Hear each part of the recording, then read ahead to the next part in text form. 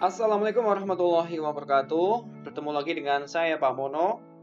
Kali ini saya akan menyampaikan rangkuman materi IPA yang ada di kelas 5. Materi ini ada di tema 6 subtema 1. Berikut rinciannya.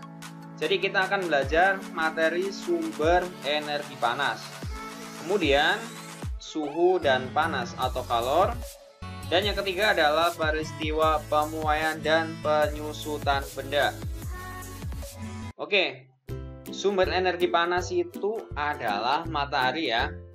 Matahari merupakan sumber energi panas terbesar yang ada di muka bumi ini. Matahari membantu proses pembuatan makanan pada tumbuhan yang disebut sebagai proses fotosintesis.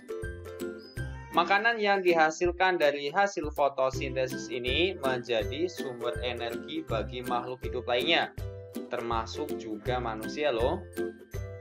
Selanjutnya adalah manfaat sinar matahari. Matahari ini bisa bermanfaat untuk mengeringkan pakaian yang basah, kemudian mengeringkan padi setelah dipanen, mengeringkan garam, mengeringkan ikan asin, dan bisa menyehatkan tubuh kita. Kalau pada pagi hari ya, kita bisa berjemur, badan akan terasa hangat.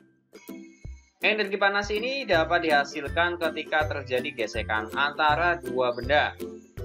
Cara membuktikannya adalah dengan menggosokkan kedua tangan selama 1 menit ya. Ini contohnya pada gambar, digosok-gosokkan selama 1 menit. Pada kegiatan tersebut, gesekan antara kedua telapak tanganmu dapat menimbulkan energi panas ya. Nah, misalnya kalau kita bepergian ke daerah yang dingin, kalian bisa menggosokkan kedua telapak tangan kalian itu dan akan terasa hangat. Kemudian cara membuat api orang zaman dahulu. Nah, orang zaman dahulu itu menggosokkan 2 buah batu yang kering sampai keluar percikan api. Selain itu, nenek moyang kita juga dahulu menggunakan kayu kering, lalu digosok-gosokkan dengan tanah yang kering sampai keluar api ya. Ini contohnya kayu kering itu digosok-gosokkan dengan kayu kering lainnya, lama-kelamaan akan timbul api ya. Kemudian kegiatan yang menggunakan sumber energi panas. Nah, ini ada tabel ya. Yang pertama ini kegiatan menanak nasi. Alat yang digunakan itu adalah panci dan kompor ataupun alat penanak nasi. Kalau kompor itu sumber energi panasnya itu dari api ya. Kalau alat penanak nasi sumber energi panasnya itu adalah listrik. Kemudian ada kegiatan menyetrika baju. Alat yang digunakan adalah setrika. Sumber energi panasnya adalah dari listrik. Selanjutnya kegiatan menjemur baju ya, alat yang digunakan macam-macam ya, bisa jemuran, sumber energi panasnya itu sinar matahari. Ada lagi menghangatkan ayam ya yang masih kecil ini, alat yang digunakan adalah lampu, kemudian sumber energinya adalah listrik. Selanjutnya kita menghangatkan badan ya. Kita menggunakan api unggun, kemudian sumber energi panasnya adalah api.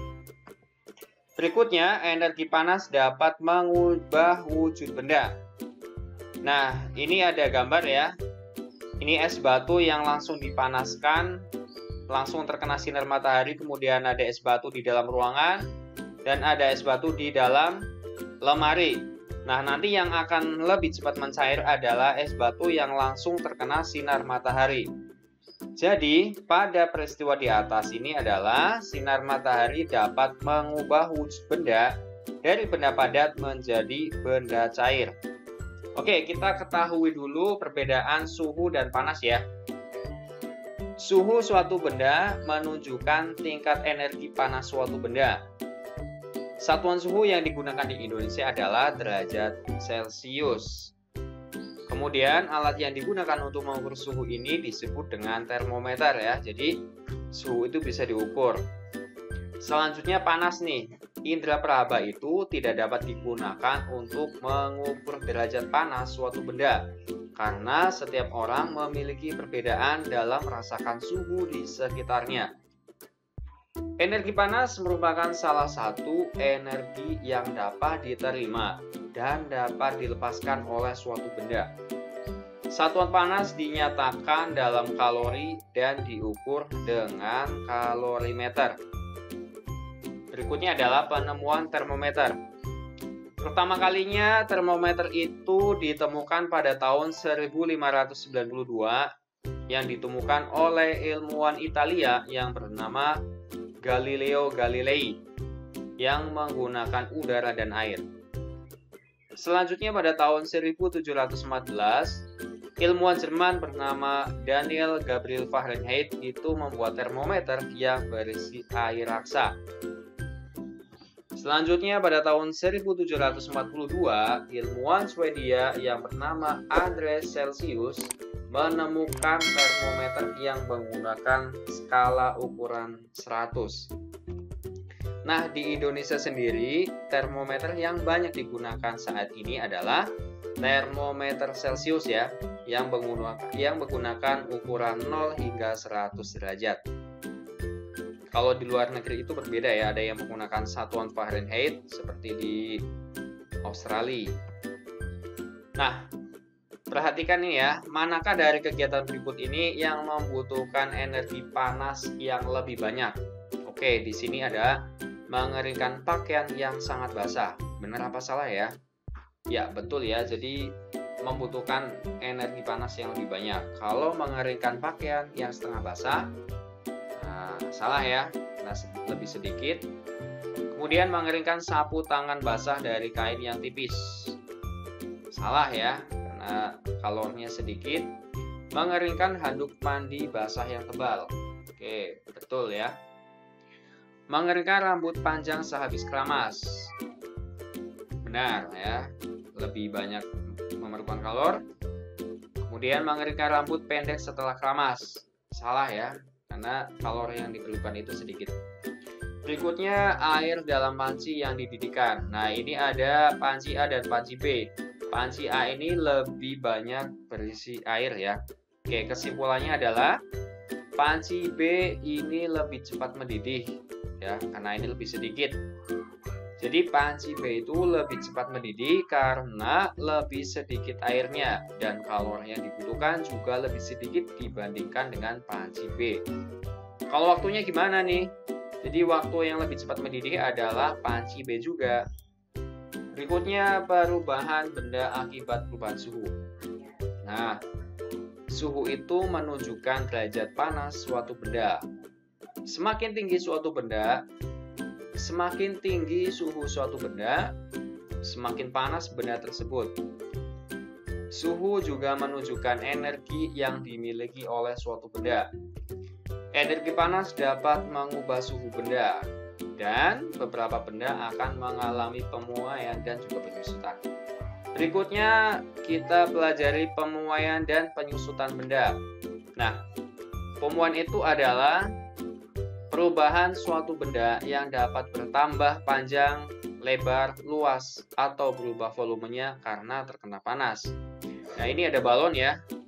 Balon ini kalau dipanaskan terus-menerus bisa akan meledak karena mengalami pemuaian ya. Udara di dalam balon itu memuai. Nah, selanjutnya adalah penyusutan. Penyusutan adalah perubahan suatu benda yang menjadi berkurangnya panjang, lebar, dan luas karena terkena suhu yang dingin. Oke, jadi kalau pemuaian itu karena terkena suhu yang panas, tapi kalau penyusutan itu terkena suhu yang dingin. Nah, pemuaian dan penyusutan ini bisa terjadi pada logam, udara, dan air.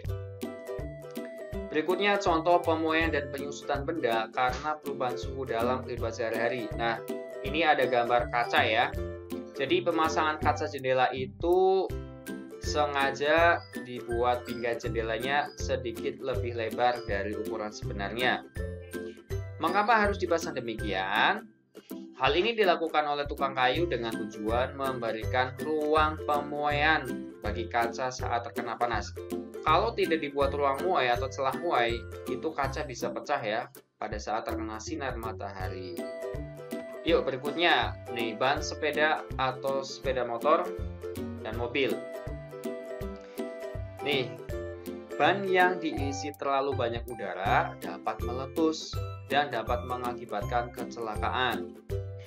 Hal ini disebabkan karena udara dalam ban itu memuai ya karena terkena panas. Seperti halnya balon, kalau lama-kelamaan dipanaskan juga akan meletus. Berikutnya ini ada gambar kabel listrik. Kawat ya. Ini ada, coba ya kalian memperhatikan kawat atau kabel telepon itu terlihat mengendur ya atau tidak tegang. Ini tujuannya adalah agar kawat atau kabel itu tidak putus pada malam hari karena mengalami penyusutan ya. Kemudian pemasangannya kendor ini supaya kabel listrik itu tidak mudah putus ketika terkena pohon yang tumbang. Berikutnya ini ada gelas dimasukkan air dari termos ya. Oke. Pernahkah kamu melihat sebuah gelas kaca yang tiba-tiba pecah atau retak ketika dituangi air panas? Nah, hal ini terjadi karena adanya pemuaian yang tidak merata pada bagian panas nih. Jadi hati-hati ya kalau misalnya gelasnya dingin, jangan langsung dituangi dengan air yang panas atau air yang mendidih karena bisa pecah gelasnya. Oke, selanjutnya pemuaian pada sambungan rel kereta api. Nah, ini bisa kalian lihat ya. Ini ada sambungan rel kereta api itu sengaja dibuat celah ya, ada celah sedikit ini. Sambungan pada rel kereta api dibuat celah ya antara dua batang rel. Hal ini dilakukan untuk memberikan ruang muai sehingga saat terkena panas, rel kereta api itu tidak melengkung. Berikutnya kita belajar cara kerja termometer. Termometer itu ditempelkan ke beberapa bagian tubuh ya, seperti mulut ataupun ketiak. Nah, setelah beberapa lama, cairan di dalam termometer itu akan naik karena terjadi pemuaian setelah mendapatkan panas dari tubuh. Cairan akan berhenti pada angka tertentu untuk menunjukkan suhu tubuh. Ketika termometer tidak digunakan, akan kembali turun karena mengalami penyusutan.